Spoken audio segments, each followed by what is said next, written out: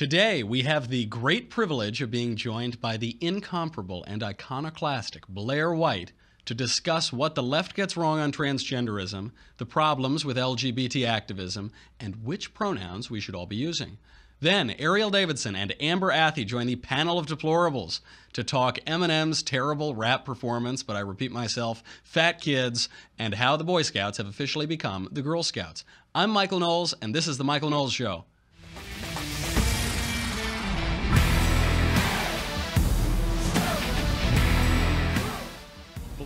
Thank you for coming today. We have you in studio, which is excellent. Now, this is a total coincidence, but it's probably just providential. Today, we booked you just for today. We didn't realize it. It is it's National Coming Out Day and International Day of the Girl. That is a tremendous coincidence. Well, it's a good thing you brought the girl. That we brought the girl. we have the girl in studio. Now, for those of you who don't know Blaire, I would be surprised if anybody doesn't know Blaire at this point. But check out this video. It's my view, however, that while the truth can be harsh, it can't be bigoted. And I don't know, maybe it's just me, but I've never had a problem swallowing the truth. And I actually think there's a power in recognizing the truth because it'll set you free and such. Transgenderism is a mental disorder. So aside from that, there is a tiny portion of the population that are transsexuals, such as yours truly. I'm a biological male who was born that way and will die that way. However, as my luck would only have it, Mother Nature kind of f***ed me and gave me the inclinations of a female. There's been a number of studies that have shown that male to female transsexuals have similar brain structures and activity to that of biological women. Because of that, I decided to take it upon myself to seek out the help of medicine to transition or physically resemble the body of a woman to the best of my ability. So in any sense other than legally, I guess, this doesn't mean that I changed my sex. This doesn't mean that I am an invented new sex. It simply means that I personally found it necessary to live as and resemble the opposite sex in the pursuit of my own happiness. I don't know if you could hear that. I could. You just made the computers of every lefty who watches this show explode. They just exploded. Their houses are on fire. I'm actually only kidding because no lefties watch my show. You are like a voice of reason on this whole issue. You yourself are transgender. But you're not insisting that there's a third gender or a fifth gender or a 250th gender. You're not suggesting that you've become metaphysically a woman, but you do resemble a woman. Obviously, you don't look like a man. Therefore, it follows naturally that you would be shunned by the online transgender community. Absolutely. I try to take, at least in my eyes, a realistic approach to describing transgenderism, the experience of being trans, etc. And all the trans activists, of course, hate me. LGBT activists in general. Yeah. I often call myself like the black sheep of the trans community. Why do they? I actually saw on Twitter someone said there were like 7 kinds of trans people, and you were a category. Someone said just Blaire. You were your own category. Yeah. There was like right wing, left wing. Blaire. Why do they resist you? Why are they so offended when you say things that are obviously true, that are common sense?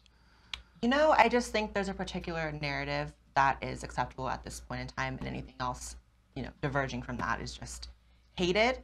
It's hate facts, as they call them, yeah. Absolutely. The whole topic of, trans being a mental disorder, that's literally just a fact. It's just a definition, yeah. It is. If you want to be more precise, gender dysphoria is, but transgenderism is the state of having gender dysphoria.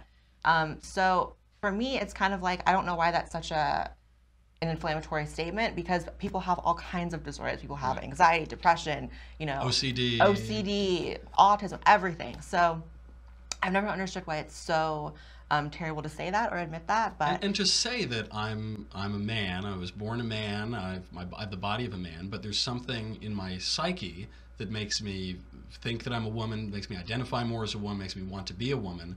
What is so hateful about acknowledging that reality? Nothing. And the thing about it is that when you lay it out that way, it actually helps people who maybe would not understand trans people understand. Mm-hmm. Right. The whole problem with trans activists in the trans community is they don't bridge the gap between the right and the left. They stay on the left and they only adhere to those talking points. When in reality, Caitlyn Jenner. Caitlyn Jenner is the one who voted Trump, right? Yeah, but still probably not the best spokesperson, Fair enough. So still not doing it the way it should be done. But the thing about it is, when it comes to this whole topic, everyone just talks past each other and no one gets anything done. So I prefer to leave the emotional arguments out of it when it comes to trans stuff, because it makes more sense to people on the right, and those are, you know, my people as well. You know what I mean? And other than, Would you call yourself on the right, or? Yeah, for sure, and that's why I feel like I'm a bit more understanding of the right's difficulties understanding trans people, and that's why, really, other than me, you mentioned Caitlyn Jenner, there really are no other people doing shows like this and doing right-wing shows and really bridging that gap and able to communicate to those people. So. And was your family right-wing? I mean, did you come from a Republican family, or are you the political black sheep of the family? It was half and half. My mom's side was the liberal side, my dad's side was the conservative side. So that made for an interesting dichotomy as far as growing up trans as well. Ooh. I've kind of always been like in the middle of everything. Right. You know, being trans and then having like conservative family and then being conservative myself, but you know, it's been complicated. Did the conservative family, were they resistant to your new identity, or did they kind of go along with it?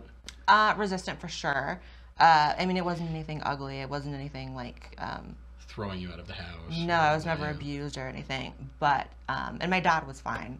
But it was difficult. It's getting better now though, which is great. Now that I'm an adult and I'm, you know, I take care of myself now and I'm doing my thing, and they appreciate me going on shows like this. You're so like the most great. Famous person on YouTube. You know, clearly you've been successful in this commentary.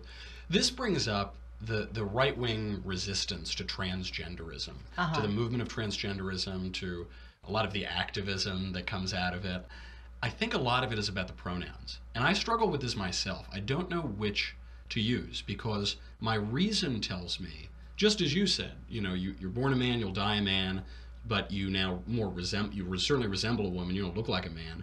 So my reason tells me it would be objecting to reality to say she. And yet, you're my guest, you're my friend, my politeness would object to calling you he. And obviously, in terms of secondary sex traits, you certainly look much more like a woman. How do we resolve this issue between manners and politeness and civil society and the biological facts of sex? Well, you certainly don't legislate it. I think that's a huge problem.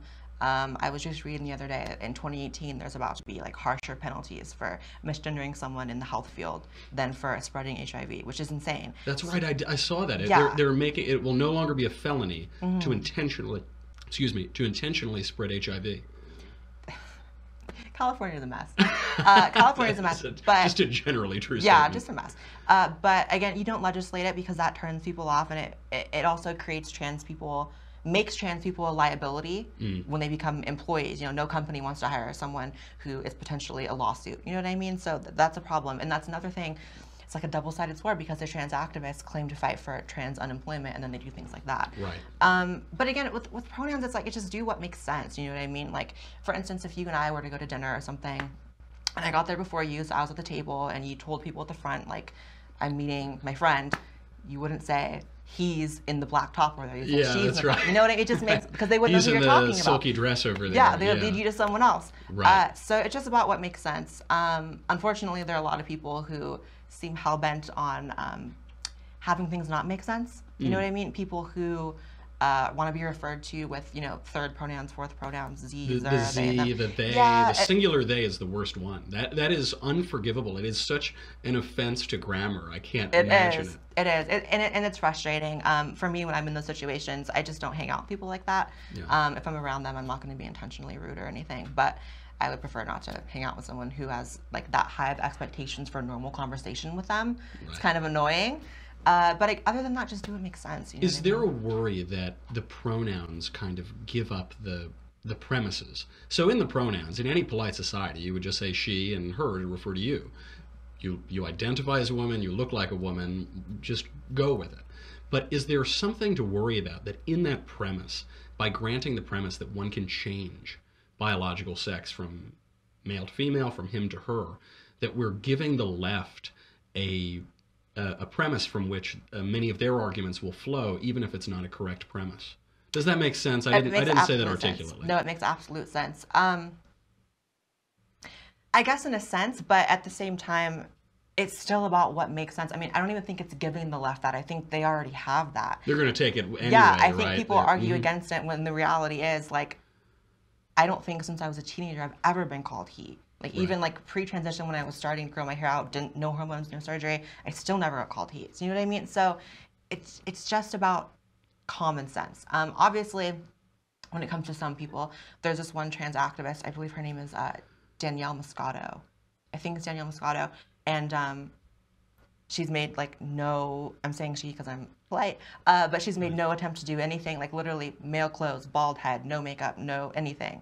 No just legal, in every way. No legal gender, in every way, like looks manlier than you. Like, well, I'll take it. You know, unfortunately, there are a lot of guys who look manlier than me. You'll take it. That's all right. And so when it comes to people like that, it's very frustrating because they'll make a huge deal about it. But most trans people, we have to remember, like, the internet is like not real life all the time. So a lot of these activists, it's hard to keep like, that in mind. Yeah, a lot of these activists, like, yeah, there's crazy nuts on the internet, but most trans people are just, it doesn't matter.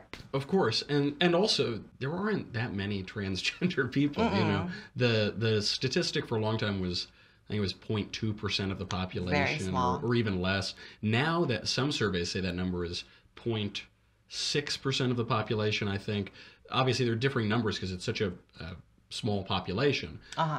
And yet, it's all anyone's talking about. And I do think that the left has made us so reactionary on this. You know, so reactionary. They do this on everything. But they've incredibly made cross-dressers not fun. I don't know how they did that. Cross-dressers have always been fun throughout all of history. It makes Rocky Horror like not fun Yeah, anymore. It makes it this like somber thing. Makes the Village in New York like this very serious social, you know, come on, man. They've done it on college campuses. They've made sex boring. I don't know how they did that. Yeah, I've always said, like, I've always said, you know, transgenderism is and should exist outside of the realm of politics because it's not political. It's biological. It's neurological. It's a condition. Psychological. Yeah, and when you start politicizing things like that, I mean, it would suck just as much if they started politicizing, I don't know, autistic people or something. Right, like, right. You know, making a group of people who are going through enough, like the political football is really frustrating. And it was the left's fault because they made it, you know, their issue. I often say, I almost miss the days when like no one really knew what it meant. Like everyone has kind of always known there are some like males who, you know, live as females and, you know, but no one's ever gotten into the nitty gritty of it. And now everyone's debating these small, like, insignificant facets of what it is to be trans, and it makes it's like just 12 people. Like, yeah, you know, and they're making, but it is right now. It is dominating the national conversation. All we're talking about is bathrooms. You know, actually, fortunately, since President Trump was elected, we're talking about like jobs in North Korea again. But before that, we were only. It was just bathrooms. Yeah, there was just only bathrooms. That's the national. Why is that? What about 2017? Our culture, left or right, makes this relatively minor issue dominate the national discourse. Right. I mean, first of all, I always say I don't like to be expected to suspend my knowledge of how the real world works to have these conversations because I've never had a problem using any public bathroom. I've been in the Midwest, I've been in Michigan, I've been in California where it's super liberal, and it's like I've been in Texas, I don't have an issue. Most people I know don't have an issue. So it's frustrating to see that become such a huge thing when already, like you said, it's such a small amount of people, and it's even smaller the people in that group who actually have an issue. You know what I mean? And it's just a symbol for the left, though, isn't it? It's just a way to poke the culture, I think. Yeah, but I do think a lot of conservatives fall into the trap of like ending up caring about it. You know what I mean? Right, of course. I think that's such a huge trap they've fallen into. I would prefer to see the conservative movement in the future focus on reclaiming like more of a position in culture as far as arts and stuff like that, because the left dominates all of that, and it's really frustrating. You know what I mean? And they think, you know, I think the right thinks that they're going to win this battle on pronoun legislation, which is coming, by the way. It's in other countries. Absolutely, it's coming. Yeah. So that they are going to do that, and obviously we have to fight back against that. And I hope the right wins. I hope the right wins on that. I mean, they're going to focus on this bathroom legislation, but really, that's not where. Politics is downstream of culture, right? But conservatives are such Philistines that we don't realize that orange is the new black or something, or transparent, has a much greater effect on the culture than absolutely than our little legislation or our political candidates. Absolutely. And I'll also say this. One thing I've learned from doing a lot of conservative shows and talking to a lot of conservative hosts, you're not included in this, but almost all of them have told me that they they don't have nearly as much of an issue with the trans thing as their audience pressures them to act out. In the sense that it's almost like it's just become a talking point. And it's become, you know, being pro-trans or anti-trans, it's just a talking point at this point, and people are forgetting, you know, that it's not that huge of an issue. So that's interesting, because you know, I don't ever get questions about it in the mailbag. I think it's literally the pronouns. I think that's what they care. They don't want someone to tell them that I am going to dictate to you how you can view reality. I think it's there. I don't think the issue among our audience, I don't think it's about transgender people at all. It's not. I think it's about lefties bullying them into submission, basically. I don't know if that's true of other audiences, but I think that is common on the right. I think it's true. If the left would let it up, they'd say, like, all right, man, for the 18 people who have this affliction, you know. Yeah, it's just become... Do what you're going to do, yeah. It's become such an unnecessary war, but then it gets to the point where it is necessary. So. That's it, yeah. Now, so getting to you, we've talked about politics. There are a gazillion excellent videos on your channel that people can watch about this. But getting to you, you haven't had an easy life. You've had personal difficulties. I wouldn't share this if it weren't public, but you made a video that you were raped as a teenager. Obviously, transitioning and this gender dysphoria has to be psychologically stressful. And to add on top of that, all of these lefties hurl insults at you all the time on the internet. Yeah. What keeps you going? What keeps you motivated? Is it a religious conviction? Is it a sense of mission, political mission? I guess just the fact that despite everything, I really love life. Like, I really love what I'm doing. I made my transition happen for myself. No one paid for it but myself. I've always, up to this point, pretty much gotten everything I've wanted because I've worked for it and I've made it happen for myself. I'm just like in a really good place in life. And I really love doing YouTube. I guess a lot of the emails I get from people saying that, you know, I'm saying things they could never say. Right. And, you know, all of that kind of stuff really keeps me going as well. And, you know, I have a good family, I have good friends, an amazing boyfriend. Life is good. You know, everyone goes through stuff. It's just about choosing to overcome it or live in that, you know? Do you think it's that, though? I mean, you have every reason to have a victim mentality. You've got this difficult issue by nature of your birth. Then you've had these other issues come on. But you haven't chosen to be a victim. No, I think that's... Why not? You can cash that in. There's a lot of cachet in this culture. I could probably cash in. I just think that's not a healthy way to live. I think, you know, being self-serving is good, but when you're doing good things. When you're being self-serving in the sense of just feeling pity for yourself and expecting things to be handed to you because something may have happened to you in the past, I mean, it's really gross and unhealthy. That's not a way I want to live. I prefer to, you know, work hard, strive for my goals, be happy, be in love, all of that stuff. I much prefer that.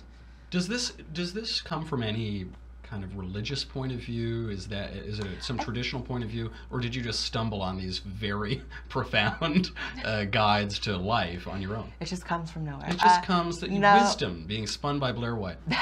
I've never been religious, but I think actually now that you said it, it does come from my dad's side of the family. Hard work and never feeling sorry for yourself and just getting what you want was always something instilled in me from that side of the family. I think it just stuck with me. It's just how I was raised, I guess. It's that good old American civic religion. Right. Absolutely right. Right. Hard work and not pitying yourself and just going out there and getting really famous and making a bunch of money. That's the American dream. American dream. Now, all right, I could talk to you all day, but we have this excellent panel of deplorables that we have to bring on. And listen. Let's do it.